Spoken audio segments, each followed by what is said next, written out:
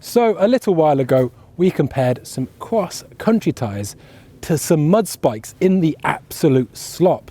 A lot of people asked, can you compare and find the differences between some cross-country tyres and some enduro tyres? So that is what we're going to find out today. So first things first, hopefully today should include me staying a bit more upright and a little bit less of this. God, going, not stopping. Oh, landed on a stump. And hopefully we'll be doing some sciencing. We want to find out what the real world differences are between our hard hitting enduro tyres and our ultra lightweight race cross-country ones. So we're going to be comparing things such as climbing speed, rolling efficiency, and of course how they feel on the trails. And so I've devised some comparisons. But before we get into that, what exactly are we comparing? What is an enduro tyre and what is a cross-country tyre? Now, today I am using Enduro Tyres. As a channel, we are very lucky to be supported by them, but you can make a similar comparison within another brand's range. So, first up, the enduro tyre. This is the style of tyre I spend most of my time riding on, and that's for a couple of reasons. First up is the sidewall. It's a lot thicker than something more lightweight. Now, this is done for a couple of reasons. First up, it's more resistant to damage and puncturing, but also it can provide a lot more stability. So the advantage of this is twofold. You can either have a lot more stable sensation at any given pressure, or you can rely on that stability in the carcass that lets you run lower pressure to generate more grip and traction. Thicker tyres are far more resistant to folding and deforming. So think of your high load turns.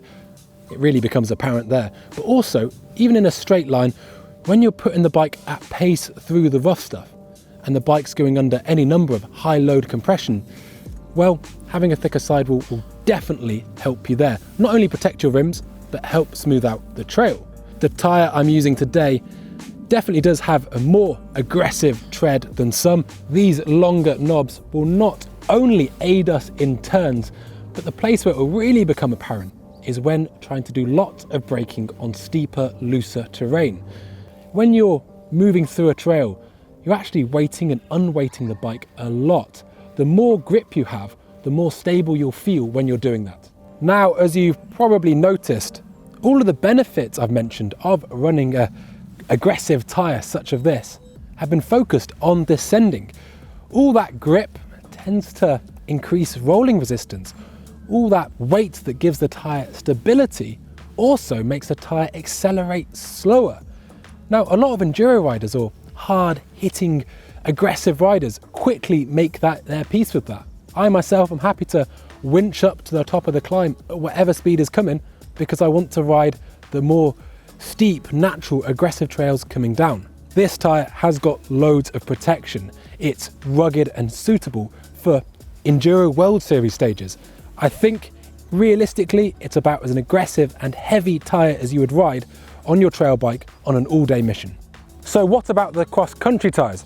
Well, first up, they're light, and I mean super light. These tyres, about 690 grams, are nearly 600 grams lighter than the heavy-duty enduro tyre. It also uses a much shallower tread. This is to keep rolling efficiency quite high and weight down. But the extra amount of knobs means there's still lots of edges to generate grip, especially under braking. So is there anything that these two different styles of tyres have in common? Well, absolutely. Both use 4 different compounds of rubber, which, to be honest, blows my mind. They do this so the top layer can be supple and grippy, but only in certain places. So lots of grip on the side knobs, but a slightly harder compound in the middle. Also, the knobs themselves have different compounds as you go through them. This stops each individual knob bending and rolling under high amounts of load. Both tyres also use Vittoria's graphene technology. What that basically means is they use what is essentially a wonder material in graphene to fill in the very small gaps in the tyre compounds themselves.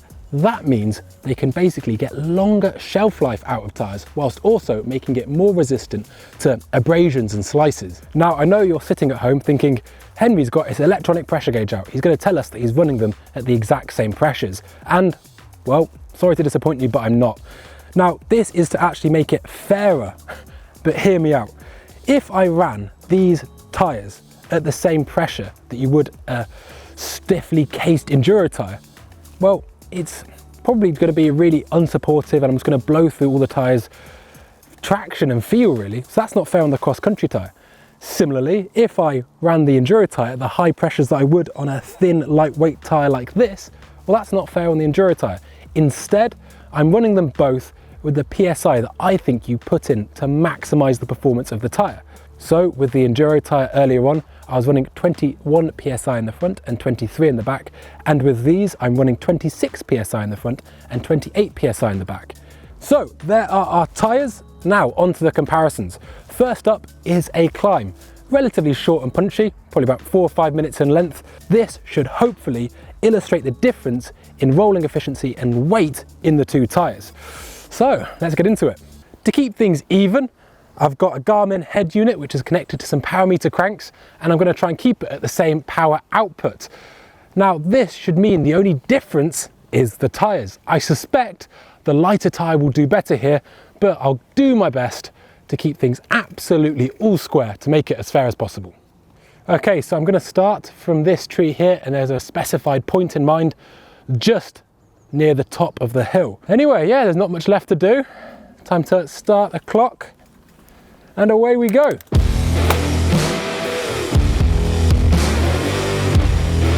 Oh, nearly there, little kick.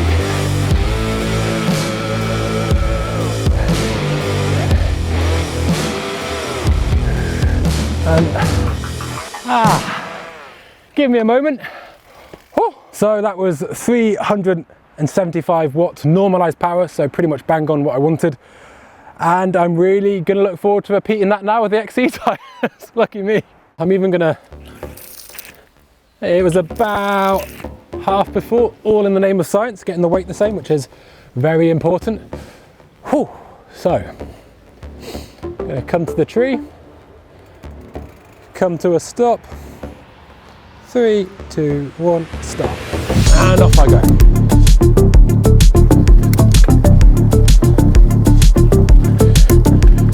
Oh my God, it's like a rocket ship in comparison.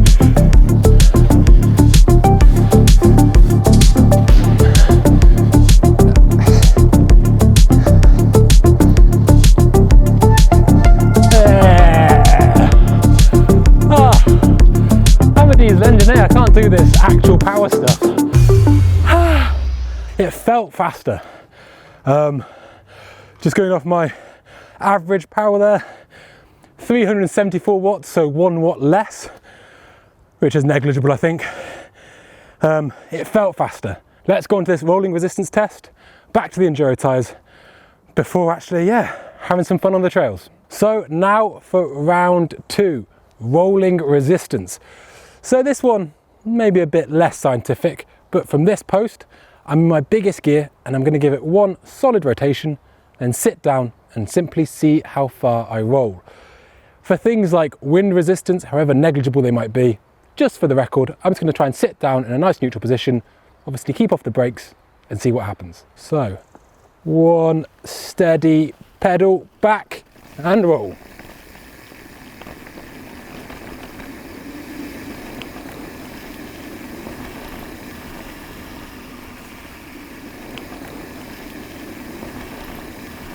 So it's a bit of a natural dip, roll down one side, and there's our mark. Now I'm thinking the cross-country tyres might get over the other side. This is the post for the Enduro tyres. We'll probably find that a wild boar is using it as a scratching stick by the time we get there we go. There is our monument, our mark. Let's see what the cross-country tyres can do.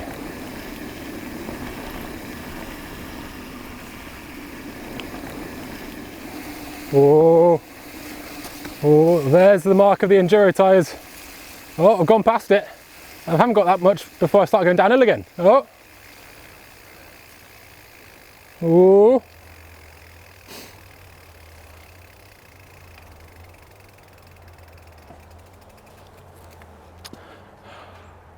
That's quite a long way.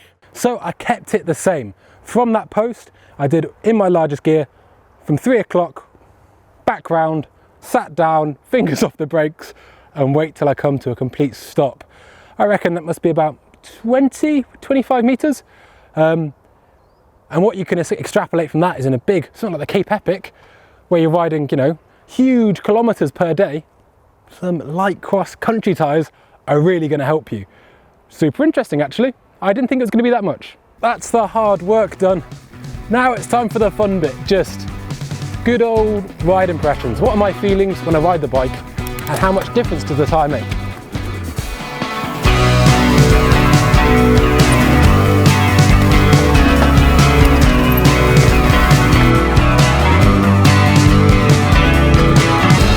So now it is time for more of the good stuff. Into this nice bit of single track. It's actually quite sandy, so I think these tyres will be pretty good down here.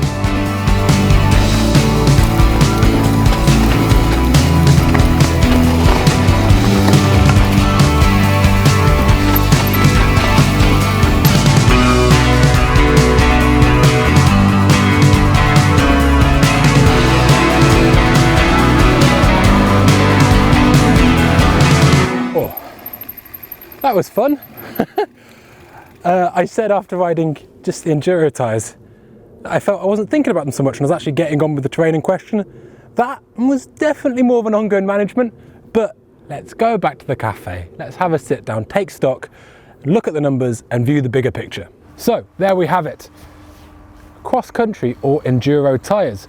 Well, it's been a fun day comparing them. Firstly, let's look at the results. In the climbing, the cross country tyre was quite substantially faster. It took 3 minutes and 50 seconds, whereas the Enduro tyre took 4 minutes and 10 seconds. So 20 seconds. Now that doesn't sound like much, but it was quite a short climb. If you thought you did a 45-minute climb somewhere, well, the answer's there. Also, if you think about if you were riding with a friend, doing the same power for the same weights, but the different tyres, they would be disappearing into the distance pretty quickly. So I thought that was very telling and very interesting. On the rolling resistance test, yet again, clear winner for the cross-country tyres, which no surprises there, although I didn't expect it to win by quite so much. In terms of the descending, well, it depends what you ride a bike for. I did feel a lot more comfortable on the Enduro tyres, which is no surprise. But the condition of the trail did make a big difference. On the first trail we rode, it was quite sandy and there was plenty of grip on offer. And these were actually pretty good. In a straight line, the braking was comparable. It's just when you took the bike off the axis a bit whilst on the brakes, or even trying to put any forces through the bike in terms of turning, it really did start moving away from you. And to be honest, I haven't been riding that hard today. I haven't been charging, just pottering around really, and you did really feel the difference. The really telling thing was in the mud and the slop, but you know, it's not what the cross-country tyre is made for. I think a lot of people would be amazed how much grip a cross-country tyre like this has on kind of, you know, UK trail centres in the dry. What it doesn't have is the ability to penetrate soft terrain. So is there much of a difference between cross-country and Enduro tyres? Well, absolutely. The weight alone, you feel the difference straight from the start. It's nearly 600 grams, which isn't far off the total weight of just one of these tyres. So that alone illustrates my point. The acceleration is very, very different. Today we were kind of just pottering around, and the tyres we were using, the Enduro tyre, it was on that hard hitting end of the spectrum. It's about as burly as an Enduro tyre could get. So what does Enduro tyre mean? Well, it's quite a new term and I think it's actually still settling down. I think that it wasn't so long ago that people were bolting the word Enduro onto just about anything to try and give it a new marketing take, or to try and encourage you that sort of rider. I ride Enduro tyres, but I think what I've been trying to illustrate today is it just depends where you are and what terrain you ride. But I think it's probably quite a good idea to have some lovely cross-country tyres on standby should you ever be doing a big all-day epic that perhaps isn't over the most technical or challenging terrain. And that's a wrap. that's some of the differences between cross-country and enduro tyres. I hope it's helped inform you with your next choice of tyre.